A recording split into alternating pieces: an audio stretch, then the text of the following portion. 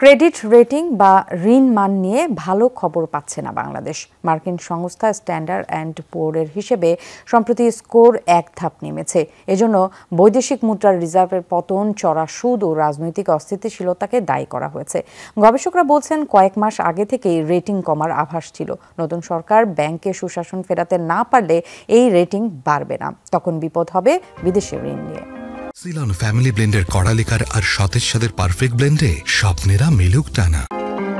Credit rating হলো ঋণ ফেরত দেওয়ার সক্ষমতা সূচক। এটি মূলত পর্যবেক্ষণ ও যাচাই করে যুক্তরাষ্ট্রসহ পশ্চিমা বিভিন্ন দেশ। উদ্দেশ্য, কোনো ব্যক্তি, প্রতিষ্ঠান বা দেশের মূলধন, বিনিয়োগের খাত, ঋণ পরিশোধের হার সহ নানা সূচক হিসাব করে একটি স্কোর দেয়া। সর্বোচ্চ স্কোর AAA মানে আর্থিক সক্ষমতা খুব ভালো, অন্যদিকে C মানে টাকা ফেরত পাওয়ার আশা খুব কম।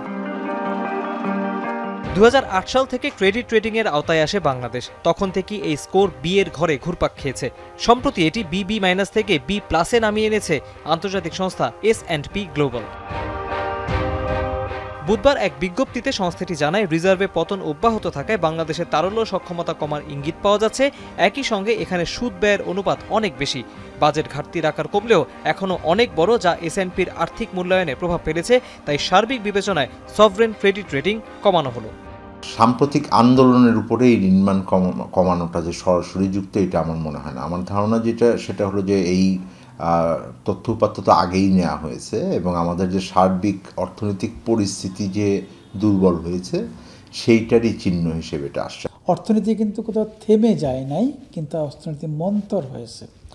লক্ষণগুলো, খারাপের লক্ষণগুলো দৃশ্যমান হচ্ছিল।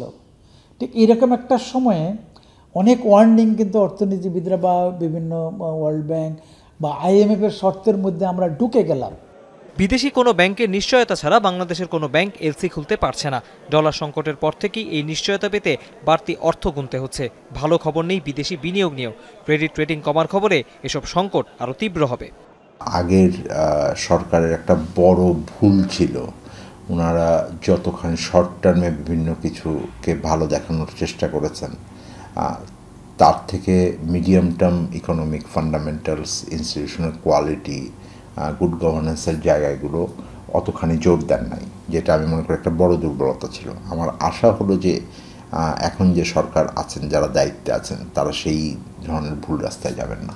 নিরপেক্ষ ইন্টারিম গভর্নমেন্ট আসছে, যার প্রধান এবং একজন পরিচিত মুখ সারা বিশ্বে।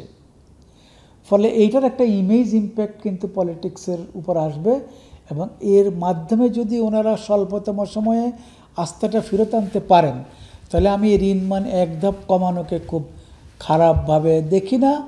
এর আগে চলতি বছরের মে মাসে বাংলাদেশের ক্রেডিট রেটিং কমানোর ঘোষণা দেয় নিউ ইয়র্ক ভিত্তিক অন্য দুই সংস্থা, মুডিস ও ফিঞ্চ।